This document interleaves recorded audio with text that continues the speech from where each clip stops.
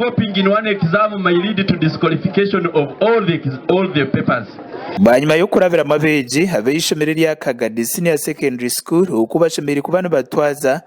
Ebibuuzo bari kuza kutandika izuba riri kubanza Ramadan Nyondo Barongo uri kuza kwebembera mu kurinda Ebibuuzo mu district ya Kagadi ahamzengwa Abeegi 20 nibo bayihandikise kushitama Ebibuuzo ibya senior ya kana ugurwo mu myanya mwenda yayihandikise kushitama Ebibuuzo by'umwaka ogu mu district niyemu ogu ahamze kwa amashomero gona garabirimo abana mu mateka uteriho no kubashemere kutwaza Ebibuuzo ebi ati nko kwihanangiriza Abeegi Kwetantara okwejumbiro mu kwiba Ebibuuzo okwemiringo yona muringo nugwo gumwe Barongo yanangiriza abembezi b'amashomero agari kuza kushitamisa Ebibuuzo okwegendesereza omuze gwo kukopa Ebibuuzo abo kubora akwatwe nabasa kuhendera yihwaho umugisha ogwo kugumana ashitamisa Ebibuuzo ahishomero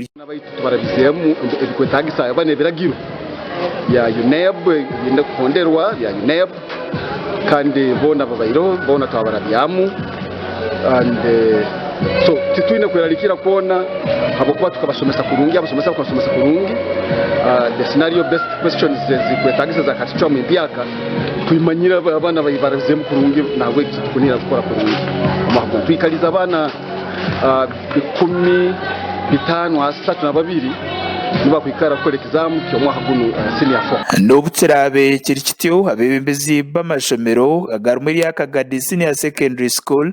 St. Adolf Senior Secondary School, Bunyoro Senior Secondary School berarisirire abo Ebibuuzo ebi bari kugira ngo binentanso yamani Ebibuuzo bose bareba batyo nkuko yanagiriza ikitongore ekiri kujananizwa Ebibuuzo mu ihanga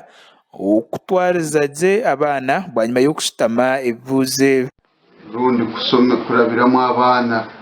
bike byo gukora nebike bitasemero gukora ombwira bono obayire abana bayiti tubatekaniza kurungi tukandika abana isanyu na babiri kandi cyo kinwa briefing bona babayire 100%. Challenges nkabulijo eze bitabu tizikumara okwa abana enrollment haiguru tuna abana 10 baitu kabo kumanya abana enrollment kwegenda iguru na challenges nizayongera ati muringo nugo gumwe Abeegi abatara bamwe na bamwe abagambireho n'umushaki wetu abari kushaka kushitama Ebibuuzo ebi beina matiko ngo rubaza kubihika abo kuba bashomesa babo babatebekanise new curriculum.